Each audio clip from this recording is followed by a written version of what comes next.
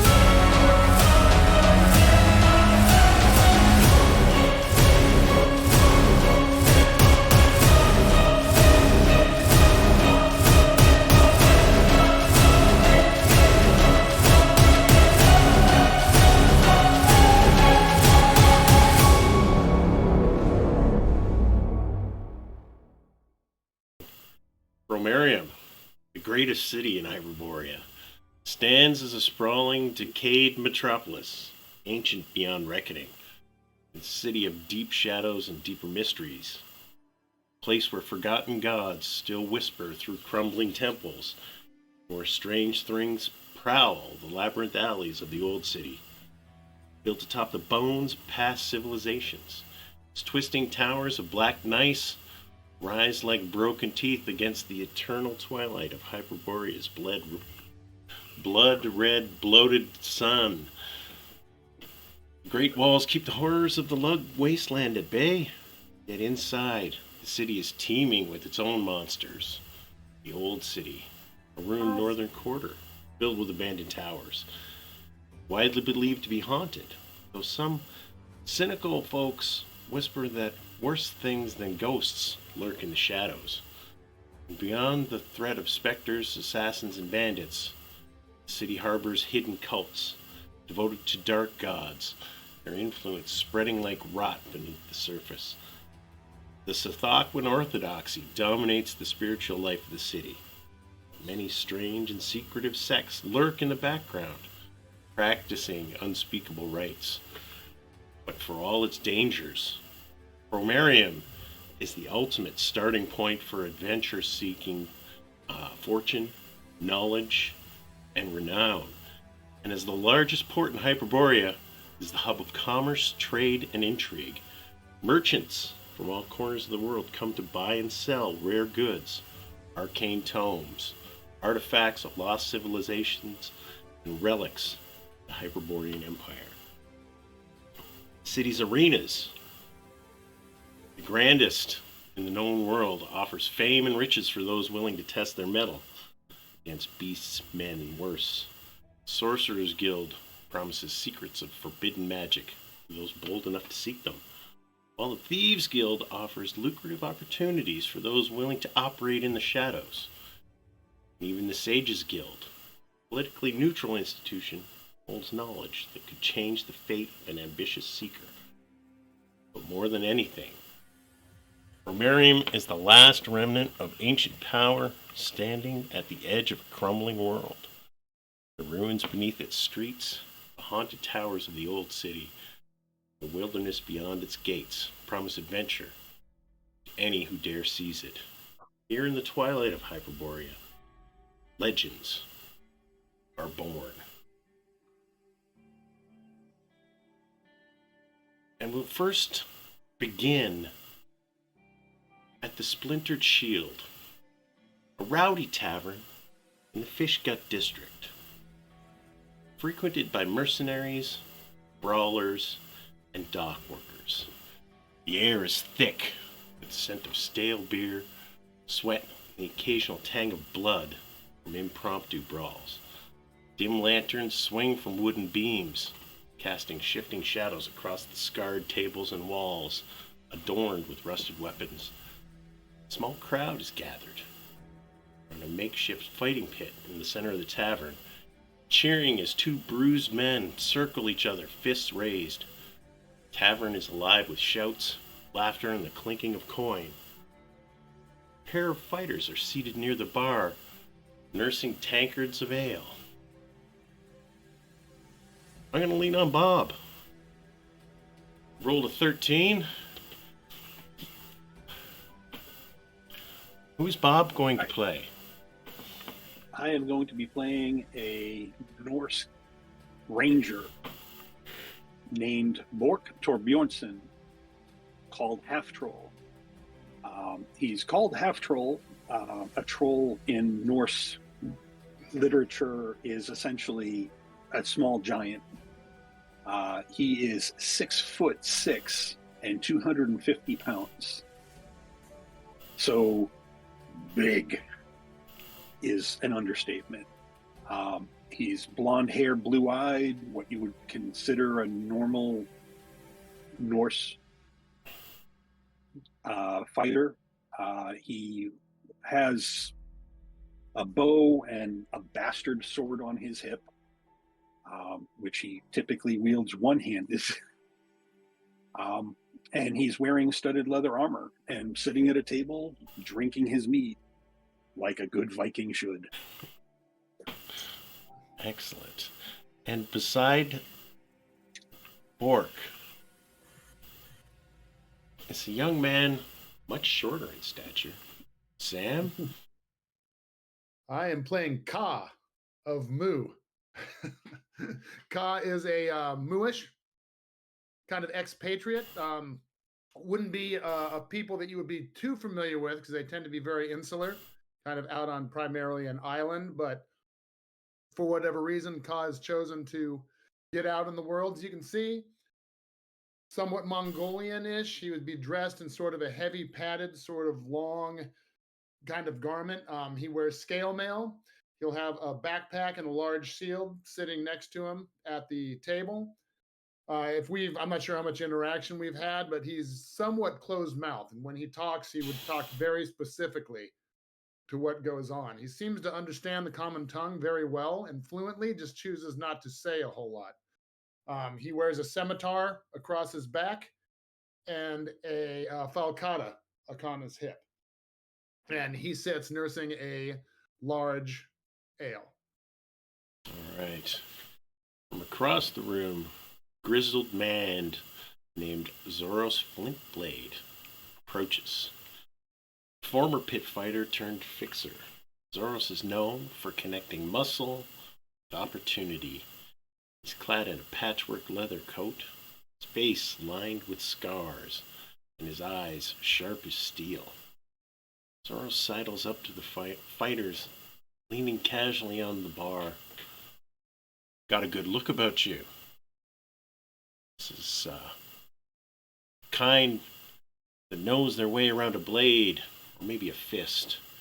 Takes a long swig from his flask. Word is you've been looking for coin, or work, or maybe just a reason to crack some skulls. He grins, revealing a row of uneven teeth. Lucky for you, I've got just the thing. There's a warehouse near the docks. Belongs to a bunch of scum calling themselves the Black Sails. They've got something. Idol. Some kind of trinket. Worth a fortune or so, I hear. Says, here's the deal. I need someone to go in, crack a few heads, bring me that idol. You'll get a cut of the take. Interested? Should I find someone else who can handle themselves? I think that's something we can do. Cut. Well, we'll see how things go. But good. They're not pushovers. But you've got the looks of someone who knows how to handle a fight. Docks aren't far. Get in, get the idol, and get out. Simple.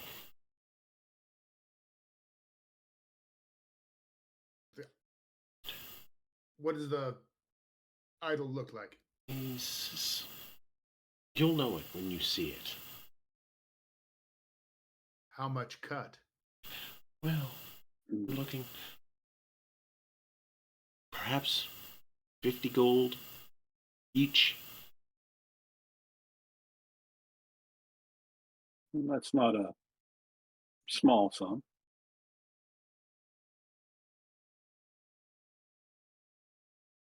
That sounds like something I could do. Yes. And he looks over at and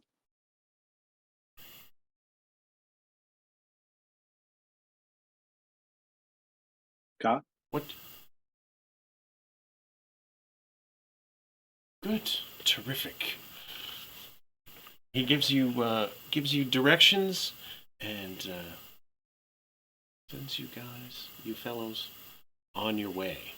What's the basic law like in this town? What do we have to worry about when it comes to town guard and things like that? There is basically the guy who's the mayor currently is really loose. He's more interested in making money for himself, his friends. He's not interested in maintaining any sort of lawfulness on purpose. Although you could run afoul of the law. It's possible.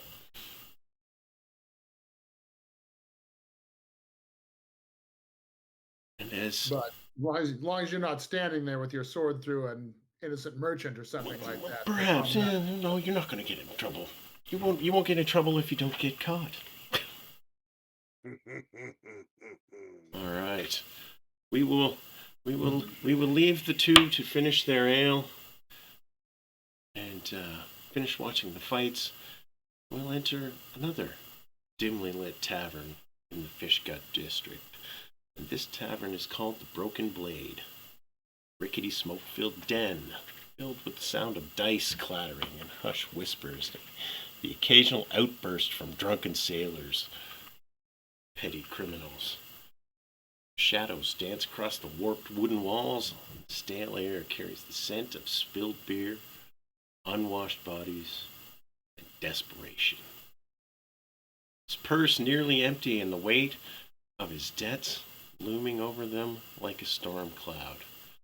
Man, seated at a small table in the corner, nursing a half-empty tankard of sour ale. Declan. Where's it, Declan? I'm playing Daglin Macross. He's a Kimmery Celt musician. He's also he kind of plays at being a bard, but really he's a thief. And he's just he's been he was pushed into a different direction early, and couldn't really hack the magician's life as an apprentice. So ended up kind of using his newfound talents, so to speak, and kind of fell into a lot into a group of people that kind of taught him the ways of thievery. And especially with his way of thievery, it's more of like an intelligence gathering. He travels within the bardic circles, and is able to kind of like go through and collect information, and he's done some high society kind of robberies and things of that nature. He's very very good looking. Can usually talk his way out of all the shit that he gets himself into. Um, but so far so good. I do owe some people some money, some pretty heavy hitters. But it was just a bad roll of dice. It was just some bad luck. The game was fixed, and I can prove that, and I will later. But other than that, he's just a kind of a tall 6'1", about 155 pounds, very thin, almost like a Thomas Hearns like boxer, like just very very thin and sinewy. He has long hair. And you see that he has rings and stuff on fingers, and but they're none of any value. They're like ceramic rings and things of that nature. So he's a struggling artist. Let's put it that way. He's trying to get his music out and whatnot. But as a side note, until he gets big, he's got to kind of talk and steal his way through town to town. I almost akin him to an old school blues man. You know how they just have to, come through town and kind of play their stuff, get what they could, survive how they could, and then usually get the hell out. So Nice. that's kind of the inspiration for him. Anyway, he's got some tattoos on the neck. He's got some like traditional like Wodish Celtish tattoos, kind of down on the arms and whatnot. He carries a composite bow. You also see that there is a small dagger that he has on the side of him. He has a couple. He's got a scar down the side of the eye, from the eye almost down to the end of the cheek. And it's a long scar, but it looks like it's been like sutured, so it's not like jagged and like chunks out. It's like a real like just it's almost like it was sliced with a straight razor. So it's like just super like flayed open, not just like chunked or whatever. But anyway, and that's Daglin sitting in the corner and trying to figure out a way that he can pay off the debt that he owes, like any good thief should. Yes. Across from Daglin sits Zoran, the collector. A gaunt Ixian man in a threadbare cloak. His eyes glint like serpents as he lazily spins a gold coin between his fingers. Zoran is one of Chromarium's many debt collectors, working for one of the more notorious loan sharks in the city. His voice is soft, almost oily. He leans forward. Luck's run out, friend. He says with a grin that doesn't reach his eyes. But I'm feeling generous tonight. You see, I've got a little proposition for you. Something that might just clear that hefty debt of yours. Word is, there's a trinket that's coming to town. Some smuggler types are keeping it locked up in a warehouse near the docks. It's small, unassuming. The kind of folk who want it will pay a fortune. All I need is someone with your particular skills to fetch it for me. Quietly. He leans back, the gold coin disappears in his palm. Do this. We'll call it square. Fail. Well, you know how these things go. No one runs forever. So I kind of lean over. I go, Zoran, I appreciate this, giving me this opportunity. Now, if I steal this idol for you, are we all square? Like, because you tell Azarian that I'm gonna get his money. I'm going to get his money. Now, is this? Will I be able to bring this, and will we be finally squared up? Will I not have to look over my shoulder for once in my life? You don't disappoint me. We're square. Zarian will get his share. All right. A deal's a deal. And Daglin starts walking and he turns around to Zoran and he goes, I never disappoint, Zoran. And I flip his gold coin back to him. Smart choice. Don't disappoint me. Black Sail's warehouse isn't exactly unguarded. But I'm sure you'll figure it out. Bring me that idol, and we're even. So, does he give me any information on what the idol looks like, or does he say the same thing that he said to Sam? Basically the same thing. Okay. You'll know it when you see it. He says, know it when you see it, smartass. Now go get it. All right. So, finally, we'll enter the Veiled Lantern, secluded dusty bookshop, an archive in the Fishgut district. The shop smells of parchment, incense, faint mildew. Its narrow aisles crammed with ancient tomes and arcane curiosities. Dim lanterns cast flickering light, creating deep shadows that dance across the walls. The shop's owner, Kesserin falls. It's a gaunt, gray-bearded figure with ink-stained fingers, voice barely, rises above a whisper, moves like a shadow skimming through the shelves in search of another requested text. Two men, stark opposites in size, age, and appearance, seated at a cluttered table near the back of the shop, and before them lies an ancient, crumbling manuscript.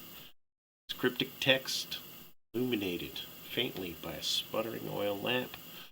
I would give Jeff an opportunity to introduce his character. Hi, I'm going to be playing Varkun Kang. He is a Hyperborean cleric of Aurorus. He's very tall also. He's about 6'6". He's a lot more on the slimmer side, somewhere around 200, 210 pound range.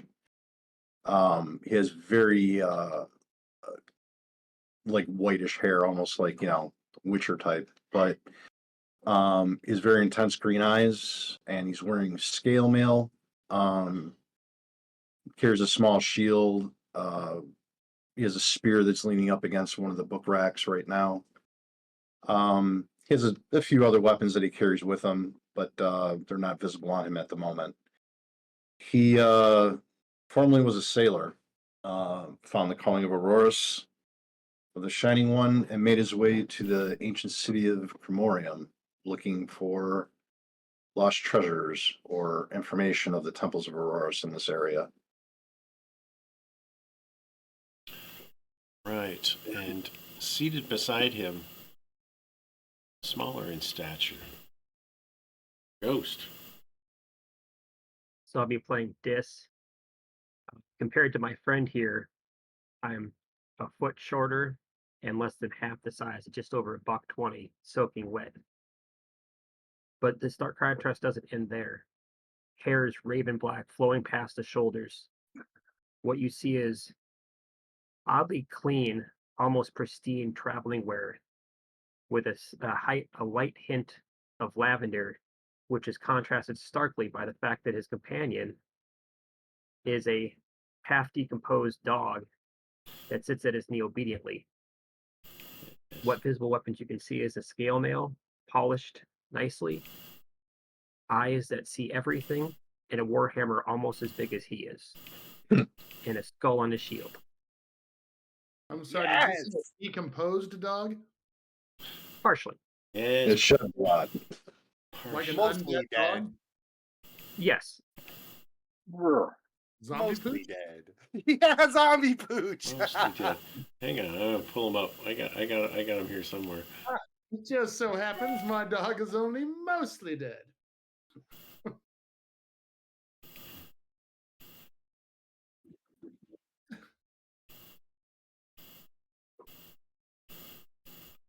Yeah.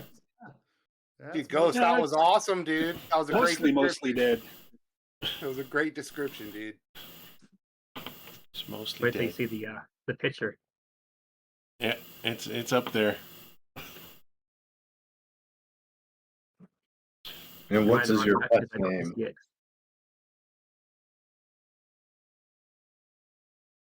What is your I don't pet's see the name? picture. Oh, Shadow.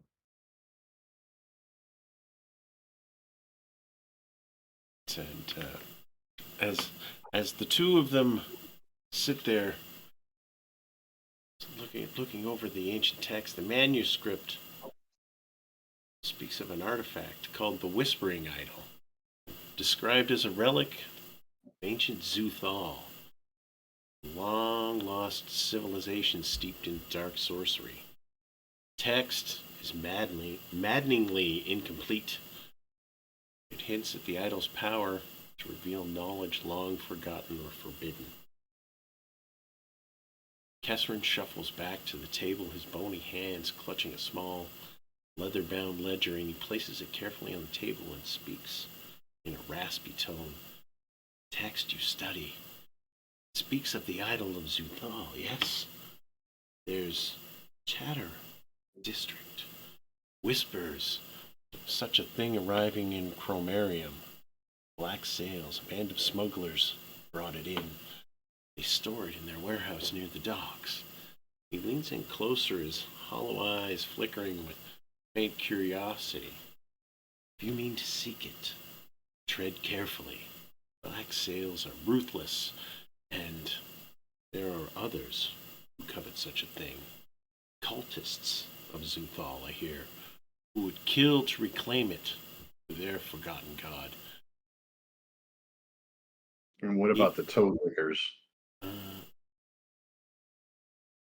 The Sathaquans, Yes, they those. they aren't looking for this idol yet.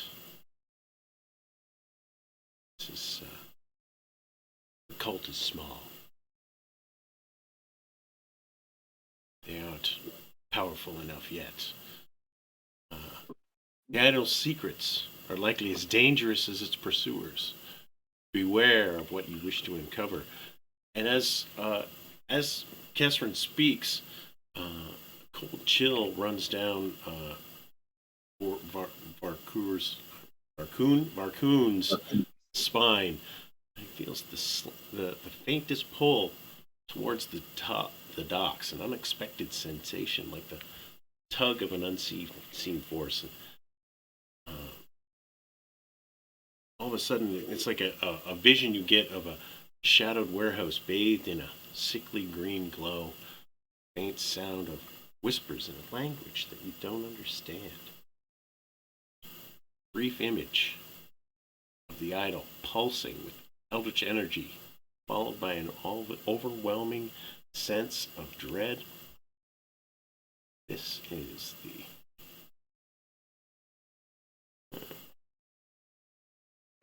What? That's what he sees. What do I know of the god Xuthal,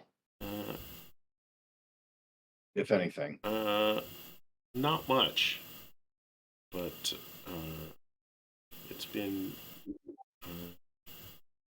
whispered that they're on the rise. It's connected. It is connected to underground underground ruins beneath the city, and you have a feeling that there are definite ruins of an Aurora's temple somewhere within the city. Friend, I know where to go. I've had a vision. Yeah, and what do we owe you? Oh the, shit! The idol. It's a little bit bigger than your palm, and this is what they're looking for. This is the idol you were all after. Oh, well, that's Nice. lovely. I said that's not sketchy at all. Yeah. Holy shit. What was the guy's name? What do we owe you, Files, for this information? Friends, he says, what little I know is in the manuscript. The idol that whispers. This is, for this information, you owe me nothing. But you may return here, but do not bring the idol to me. Who or what shall we bring it to? I personally, if you seek the idol, protect it. Keep it from the hands of the cult. It will only make them grow more powerful. Dis, bring your shedding pet. We must go down to the docks. Okay then. Wrong. And when he does talk to pretty much a lot of people, he's almost dismissive in a way. Right. So. Or very droll, I guess. All right.